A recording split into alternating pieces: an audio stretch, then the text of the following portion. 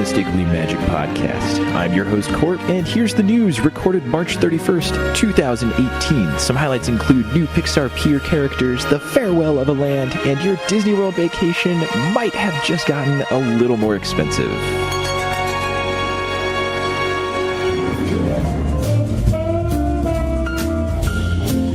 Well, in Pixar Pier news, guests will be able to meet Edna Mode from The Incredibles over at Disneyland. She will join the walk-around characters.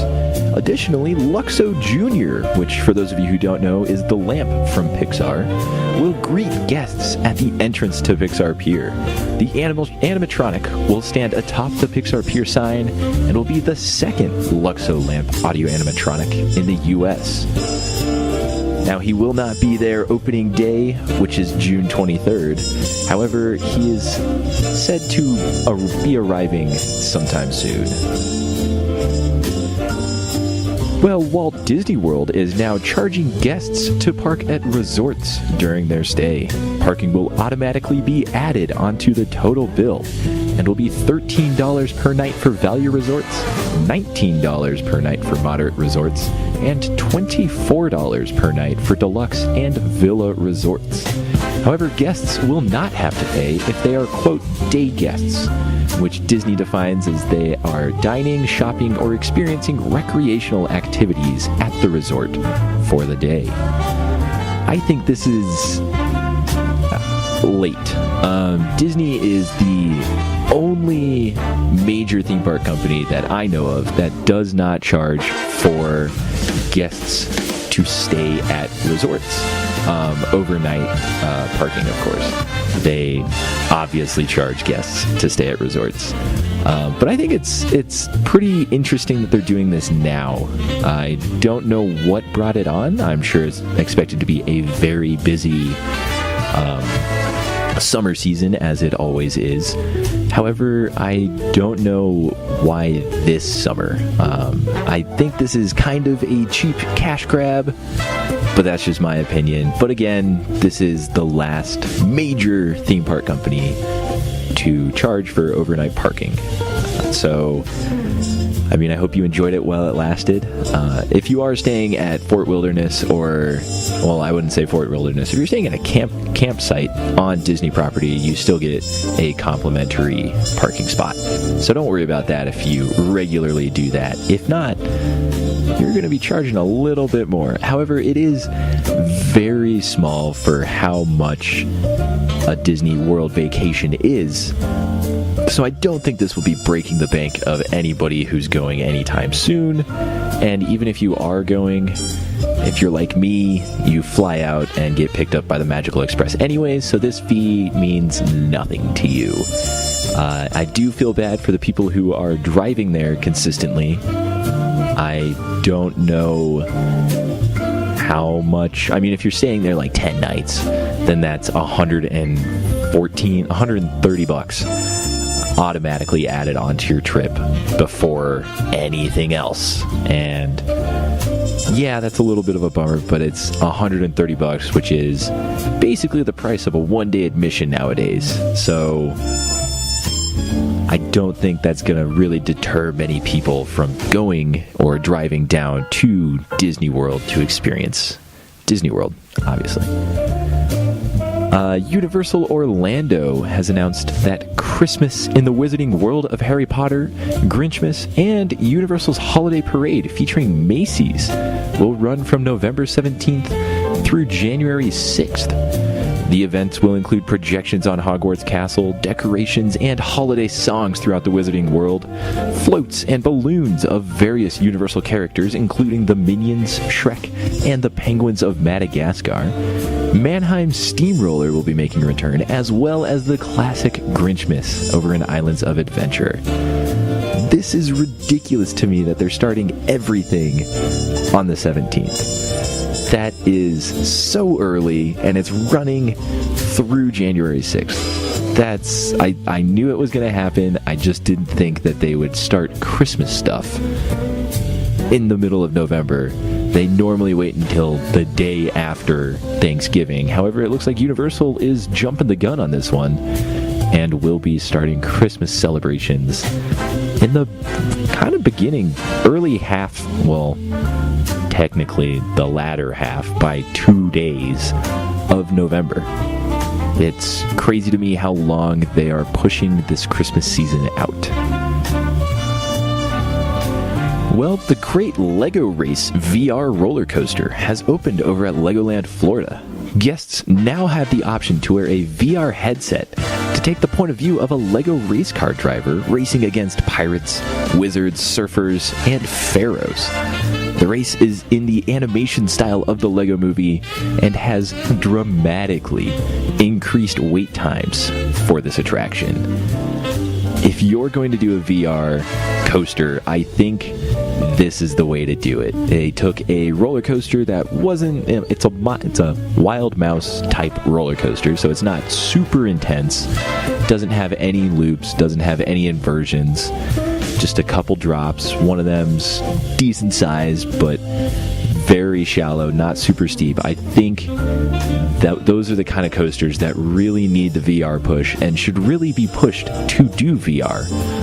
There's no need to throw VR on Kraken. That's a very popular coaster already, and from what I've heard, the VR just makes people more nauseous on it.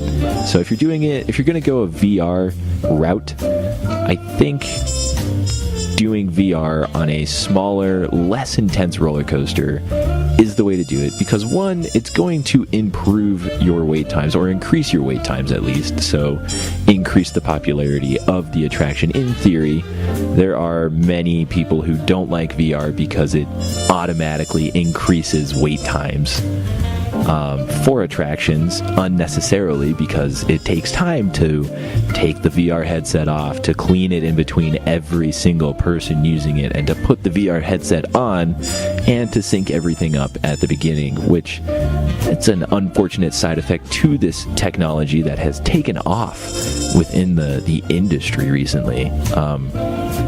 But it's a necessary kind of setback, I would say, unless you're giving people VR headsets before they even step on the coaster, which that wouldn't work or be very safe at all. So I don't see any other way of you being able to really combat that flaw that it has, which sadly does increase wait times unless you have a double station where you can load in people while another coaster or another train is on the track or on the loop, where you can have one set of one train loading people on, getting them all prepped for their VR, where you can only have one train on the track at a time.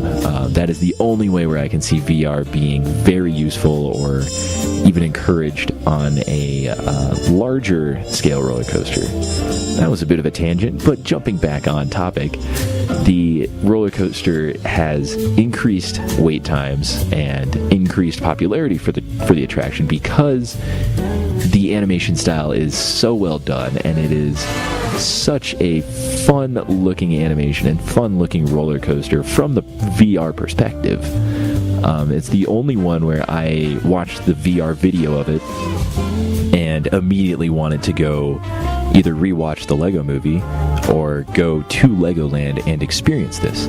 All of the other ones, the bigger ones, they felt like the loops were kind of shoehorned in some not so very good way, I would say, or not so very story-driven way, where this one, it seems like everything was story-driven from the beginning and just fun. Legoland has been crushing it recently with making things fun and making things geared towards kids and younger audiences, and they need to continue this. And I really wish that their parent company was able to come to a deal with SeaWorld about purchasing Busch Gardens and Busch theme parks, so then they could maybe get a little bit more of this kind of singular goal oriented operations and management. However, back on topic again, the Lego VR, the Great Lego Race VR coaster is officially open. Go to Legoland Florida and go experience it. It is still coming to other Legoland parks. However, we do not know when those will be opening up. Well, Universal Orlando is offering guests the opportunity for a free night at Halloween Horror Nights 2018. Guests can purchase the ticket offer online for a buy a night, get one free for Sunday through Friday nights. The offer is only open until June 6th, and it can be combined with various HHN hotel and ticket packages that start at $215 per adult per night. So if you're looking at going to Halloween Horror Nights 2018, this is definitely the way that you should do it. Nobody wants to go on a Saturday night because they're crowded beyond all belief. So the deal is only good Sunday through Friday, so that's perfect. Right up the lesser kind of the lower crowd season or the lower crowd times. So definitely check this out if you're looking at going to HHN 2018 over in Orlando. There is no word if this is going to be offered for Hollywood. However, I would not be super surprised if it is. Well, say goodbye to a Bugs Land over in California Adventure, as it is set to close later this year to make way for Marvel Land.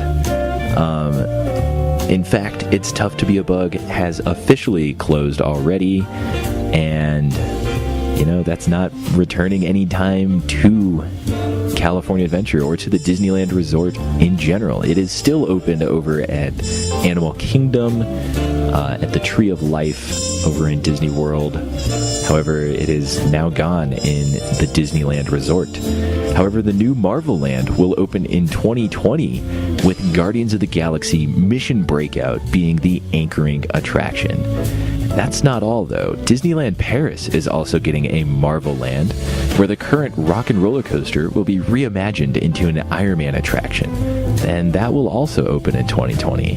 However, Disney didn't stop there. Hong Kong Disneyland is also getting a new Marvel-themed land that will feature a new attraction with the Wasp and Ant-Man. This has taken a very long time to come to fruition, and I am astounded that it's still going to take about 2 more years for it to even be a reality. And I mean, it's kind of sad to see a Bugs Land go, because there isn't really anything more kid-focused in California Adventure. Well, that was the first really kid-focused land in that park. And it's always fun going on Heimlich's Choo Choo Train. That's just such a unique attraction. Everything else is kind of off the shelf, but Heimlich's Choo Choo Train is definitely the highlight of that land that's open right now. I would say that the real highlight is It's Tough to Be a Bug. However, that is now closed. I guess with Pixar Pier opening up and Cars Land being right there, there are a lot of kind of younger audience-oriented lands or areas for now. However, the Incredicoaster is still California Screamin', just reskinned, so that's not very kid-focused. Toy Story Midway Mania, yeah, it's basically just a video game, so yeah, I guess you could argue that that's kid-focused. Everything else on Pixar Pier, though, is definitely kid-oriented, kid-focused, so I think they'll be set there. Cars Land, I would say actually all of that is very kid-friendly, younger audience-friendly, especially Radiator Springs Racers. It's thrilling, yet you're just sitting in a car, so it's safe enough and friendly enough towards kids that it is definitely kid approved and kid friendly. So I guess this makes much more sense now that I'm thinking about it over in California Adventure. I've never been to Hong Kong Disneyland, so I don't really know what to say about that.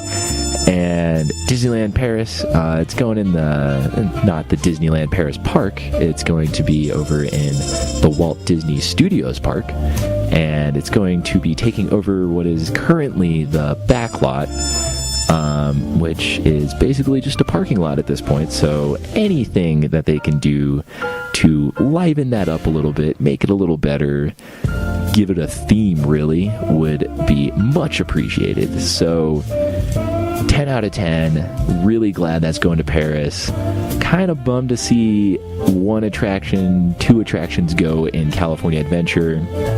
And if I remember correctly, the Hong Kong Disneyland attraction that is being rethemed or reimagined into the Ant-Man and the Wasp attraction is the Buzz Lightyear Astro Blasters. So that's kind of a bummer. However, it's a necessary fall if you're gonna go full Marvel. And there's Astro Blasters at every other Disney park, so if one park doesn't have it, I think that makes it a little more unique and gives me more of a reason to go out to Hong Kong and experience that new attraction and that new land.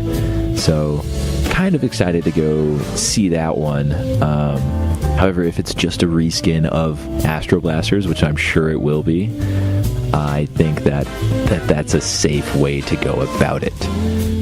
And I would be curious to see if all of the other Astro Blasters get rethemed or reskinned into Marvel attractions. How cool would that be if you walk into Tomorrowland over at Disney World or even Disneyland and you jump on and fight alongside the Avengers against Thanos or some other greater evil that we have yet to experience in the MCU. I would love to go fight and shoot some aliens up, not just some targets, and that rack up meaningless points in fighting the evil Emperor Zurg, which, it's always fun fighting Zurg, but I think it'd be a little more fun fighting Thanos. However, with that, I'm excited to see Marvel lands kind of pop up. I'm really hoping that Guardians of the Galaxy is not the headlining attraction over in California Adventure. They have so much space in that backlot area where they can really make an awesome roller coaster. There's an entire soundstage that's not being used right now where the old arcade used to be. The old Tron, Flynn's arcade, back when they did Electronica, and now it's like the Mad Hatter's arcade or whatever, which stinks and should not be a thing, and they need to bring back Electronica. There's a lot of space over there where they could throw a decent roller coaster in. There's a parking lot back there that they could tear out. I know that's the only way that they can expand out there, so they can tear that out and put in a very solid attraction. So I do hope that Guardians, even though it is a great attraction, is not the headlining attraction there, because we've had it for so long already, and something new beyond just meet and greets and restaurants would be awesome in that land. Well, that just about wraps it up for the news this week.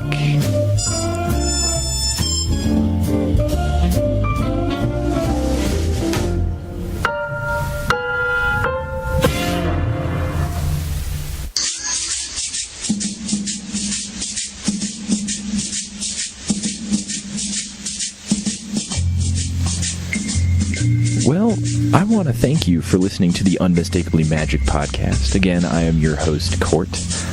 Please go ahead and check out our social media. We are at Unmistakably Mag on Twitter, Unmistakably Magic on Instagram.